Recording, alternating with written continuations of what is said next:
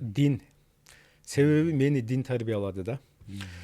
Мен ушундай шок элем. Ата энемди сыздаткан, милициядан, заявлениелерден башы чыкпаган, хулиган, кечке мушташкан, канча мектеп алмаштым, баардык жерде атаман болуп, ошо бир неме эле да, тоноп, ушундай бир неме бала эле кечке көчө жүрүп, анан динге келдик 20 жашта.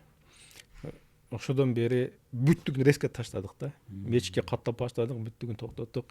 Анан дин мени тарбиялады да. Ушундай баалуулукту да дин берди. Идеология деген нерсени. Мээримдүү болгонду, жумшак болгонду үйрөттү да мага. Мен аябай жестокий адам элем да. Мени мээримдүү кылып койду да. Бирок бүгүнкү күндө деле үйрөнүп келди да азыр ошол нерсени. Балага динди көрсөтүп койсоң ошол эле туура болот. Бизде баягындай болот да. Дин десе бир мындай же жаман жактарын гана көрүшөт да. Балам караңгы болуп калат. Эң чоң азыр биз Кыргызстанда эң чоң байлык деп эсептегенибиз бул акча да.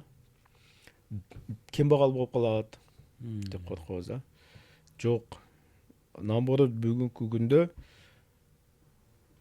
диндин өзүндө береке деген нерсе бар да. Диндин өзүндө дисциплина деген нерсе бар.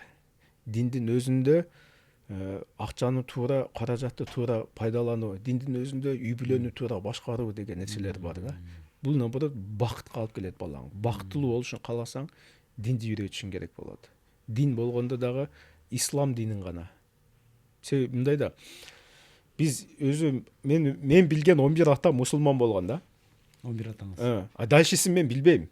Баягы может башка асманга сыйынып бирдеке болуп жүргөнүсүн мен билбейм.